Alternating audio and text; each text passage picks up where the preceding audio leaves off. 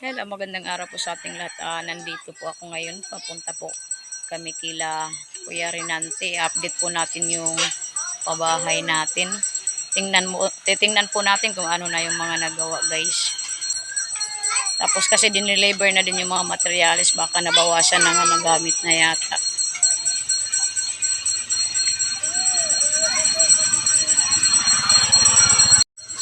Yan, guys. Maraming mga bata. May gripo dito. Makita niyo po yun yung mga nakaumbok. Yan po yung ayan po yung yung gravita at yung buhangin, guys. Tapos pasok po tayo. Hello, kumusta Tatay John? Kaya pasok tayo, tingnan natin sila. So, anong ginagawa nila? Ang susi. Iyan, nandito sa daanan yung yung steel bar sa papasok ng bahay nila Kuya Renante.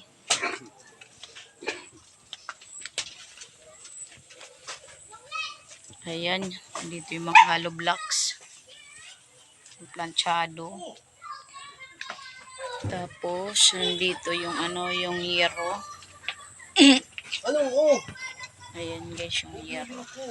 Dito tapos, pansin nyo po guys, nakakumot. Nandito nakakumot yung semento nila. Kinumutan kasi baka mabasa. Tapos, nandito sa loob ng bahay yung yung mga plywood. Pinasok yung dingding.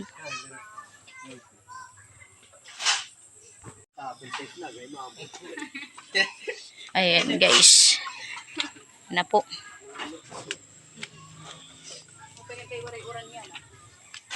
Kumusta Ate Margie? Buti nga hindi umulan ngayon. Kahapon guys, nandito kami, wala tayong video kahapon kasi sobrang ulan. Wala tayong maanuhan sa cellphone kasi kamabasa. Yun, nandun si Kuya Renante sa taas. Si Kuya Jojo, si Tate Rinaldo. Ayan na po yung nagawa nila. Siguro baka bukas makabubong na. Ang bilis guys. Bilis ng trabaho. Almost 3 days pa lang to nagawa.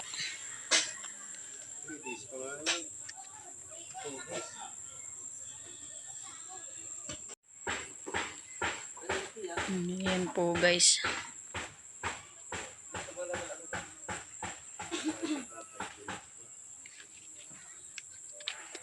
Ibang style to guys. Ibang style ng bahay.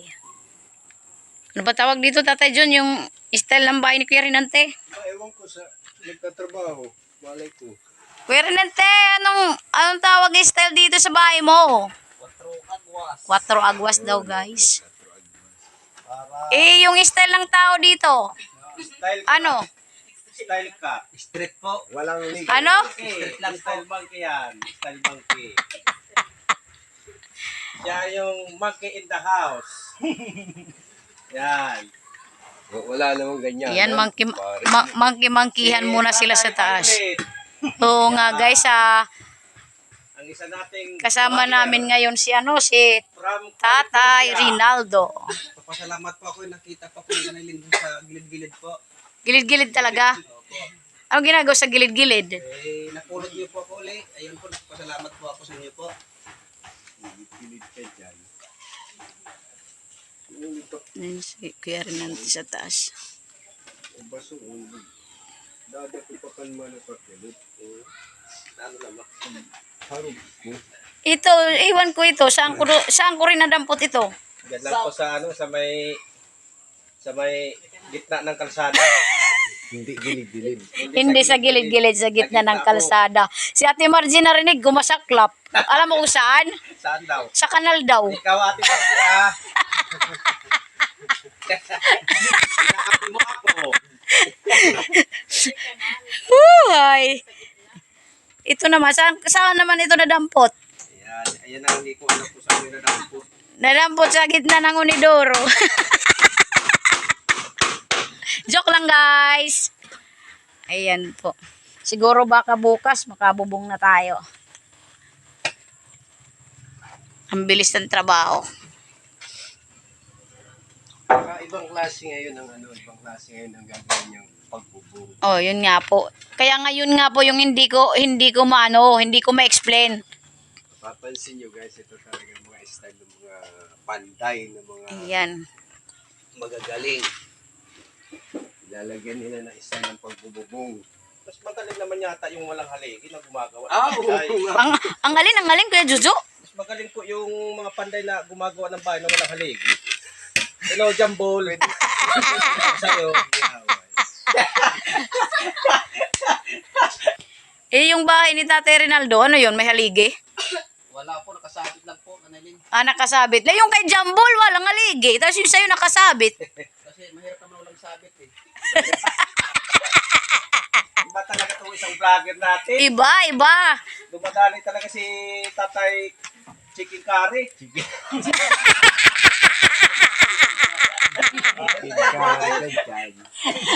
Ang alam ko kasi sa chicken curry, masarap yun na manok. Opo, masarap yun. Bakit ganon, Tatay Rinaldo? Magmamahal po. Correct. Chicken curry ka dyan. Pa-subscribe po sa Kari Mendoza Vlog. Salamat po, Nanay Lynn. Yung kasama namin ngayon si Tatay Rinaldo sa paggawa ng bahay ni Kuya Rinante. Guys, huwag niyo kalilimutan subscribe nyo din po sa Tatay Rinaldo sa channel niya. Opo, syempre pa-subscribe din sa channel ng Nanay Len. Nanay Len Vlogs. Sa mga bago pa lang Yung nakakabuklat mga, ngayon sa opo. hindi pa nakaka-subscribe kay Nanay Lynn. Pa-subscribe na din po guys. Shoutout nga po kay Tita Bel, kay Tita Merna, kay Junami Almeron, kay Tita Ella, kay Tita Almeda Ros, kay Tita Johnny Andes, kay Tita Lucia Fonda at syempre sa lahat po ng mga tumulong po sa amin. Maraming salamat po. Thank you po Tita Bel! Ayan, doon pasalamat tayo sa butihin nating sponsor na napaka-bait at may gininto ang puso. At walang sawang suporta para sa pabahay.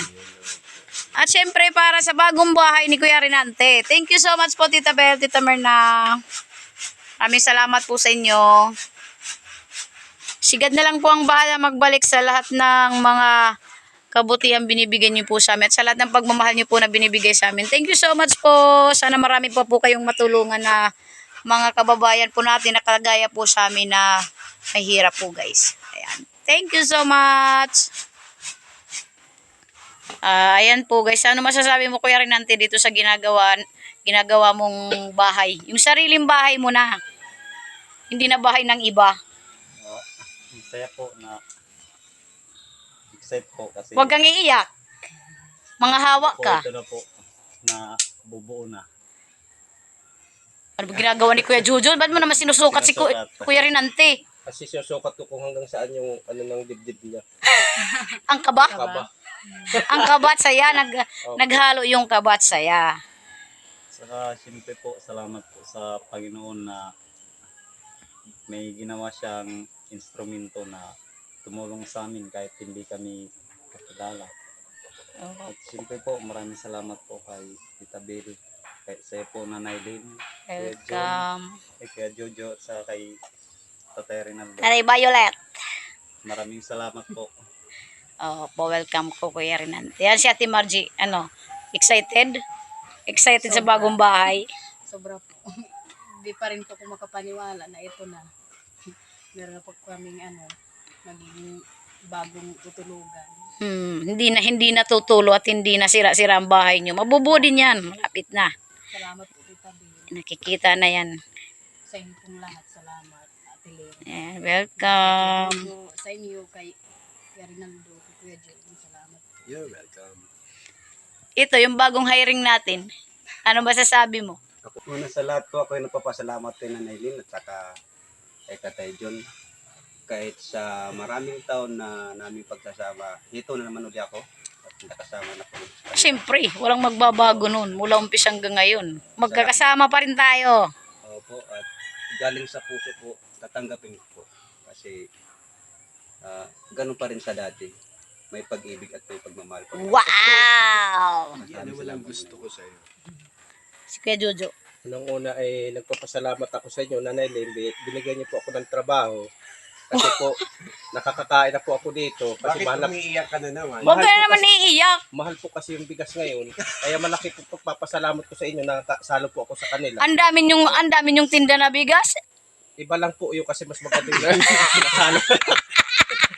Tipid po ako. Lagi po. Pag sa inyo, hindi ka kumakain. Oo, hindi, Dito sa kasi ibang bahay titipid ka na ako.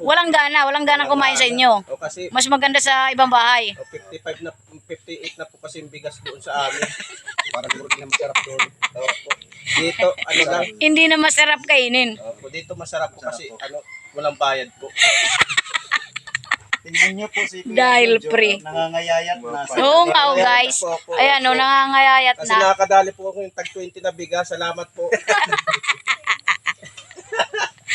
Ayan, sige guys. Hindi na po din kami magtatagal kasi ito'y hapon na din po. Pansamantala po kaming magpapaalam. Abagan nyo na lang po yung susunod na update namin sa pabahay ni Kuya Renante guys. Thank you so much po kay Tita Bel, Tita Merna, kay Jonami Almeron. Maraming salamat po sa inyong lahat. Sigad na lang po ang bahala magbalik sa lahat ng mga kabutihan na binibigay niyo po sa amin. At sa lahat ng pagmamahal niyo po sa amin. Thank you so much. We love you all. Hanggang sa susunod po. Bye-bye. Bye-bye po. God Thank you po, bless. Tita We love Bel. you all. Tama na.